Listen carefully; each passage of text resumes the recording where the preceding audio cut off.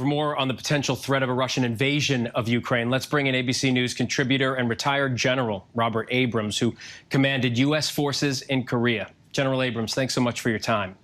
You heard President Biden Phil, warn... thanks for having me. It's good to have you here. You heard President Biden warn of a very high risk of a Russian invasion of Ukraine. He says in just a matter of days. From what you're seeing of Russian movements and activity, where would you put the likelihood of invasion now in the coming days?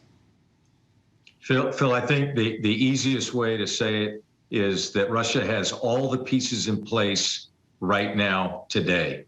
He's got everything he needs. I think what we're seeing playing out is the Russian forces and Putin are looking to sort of find some way to achieve some sort of tactical overmatch using deception and other things. But he's got all the pieces in place, so we should be ready any day.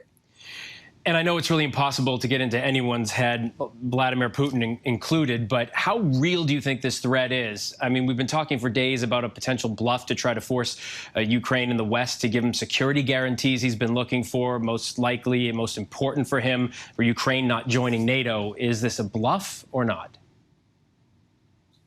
Phil, this is not a bluff. This is real. And I believe that Vladimir Putin and Russia are going to continue to turn the screws down on Ukraine and the Ukrainian people, to include killing Ukrainians as required, as we saw in the shelling today near that elementary school, until he gets what he wants. And he's going to continue to coerce them. So we should expect to see steady escalation using a variety of means and capabilities, but this is not a bluff. All right, and thinking that way and being a general, it's great we have you here. We want to get your opinion on a possible path of invasion that Russia would have if they were to go into Ukraine. Here's the map. Can you explain what those would be as far as moving into the country with conventional Russian forces? Sure. So as you can see, the Russian forces, the way they're arrayed, it presents multiple options for the Army commander on the ground force commander. And he's got the options to be able to attack from multiple directions simultaneously or sequentially. He could use one path, for example, coming from the south using a combination of amphibious operations and attack from Crimea, while other directions are conducting what we call a fixing attack or a limited attack, just to pin down Ukrainian forces so that they can achieve a penetration in one sector or another. So I think what we've seen here with the array of the Russian forces is Putin has preserved as many options as possible. And again, like I said earlier, he's going to look to try to achieve tactical surprise somewhere. He doesn't have the raw numbers in the aggregate. He's going to look where he can achieve decisive massing of his forces, where he has an overwhelming attacker to defender ratio, say in the neighborhood of 4 or 5 to 1. And that's where we can expect some sort of limited objective attack into Ukraine. What about a path that we don't see on that map? Explain what it would look like, including the threat of cyber attacks to destabilize Ukraine. Yeah, so we've been watching Russian cyber operations, for the last 3 or 4 weeks. And he's got unfettered access. He's demonstrated capability. There's all sorts of additional things that they could do to Ukraine.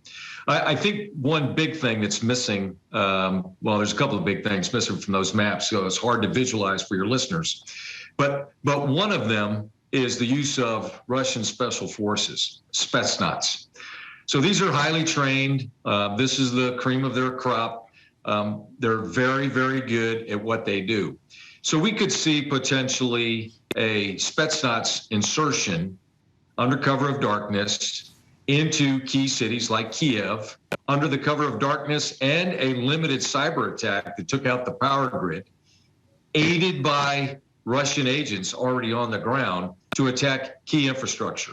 And again, this would be a limited objective, again, intended to drive more uncertainty in the Ukrainian people, make them question their resolve, and completely undermine their government. And again, all back to achieving Putin's objective, which is a commitment, a written commitment that Ukraine can never join NATO. So I think And by the way, that special operation could be conducted in conjunction, in parallel with one of those conventional attacks. So he's got a number of options available to him to be able to continue to turn the screws down on Ukraine and the Ukrainian people. Any of this, as you described, General, would be devastating to Ukraine. So this is the question we ask every day when we talk about this. Do you see a diplomatic path out of this, or have things now escalated with the shelling we're hearing about too far? Well, I think there's always a diplomatic outcome until the first major shots are fired. So we should not give up hope. We should not give up energy, effort, and not just the United States, but the international community as a whole and the North Atlantic Treaty Organization. Everyone should be working full court press to find a diplomatic solution or some sort of off-ramp by which Russia is somehow, some way, satiated their need, their so-called security concerns, and at the same time, we've preserved Ukraine and protected the Ukrainian people. So I think there's still room for diplomacy. We're not at the end of it yet, but it's going to require everyone to give way together in the international community to be able to get us to an off-ramp. Retired General Robert Abrams, we really do appreciate you taking the time. Thanks for the expertise tonight. Absolutely. Thank you. Hi, everyone. George Stephanopoulos here. Thanks for checking out the ABC News YouTube channel. If you'd like to get more videos, show highlights, and watch live event coverage, click on the right over here to subscribe to our channel. And don't forget to download the ABC News app for breaking news alerts. Thanks for watching.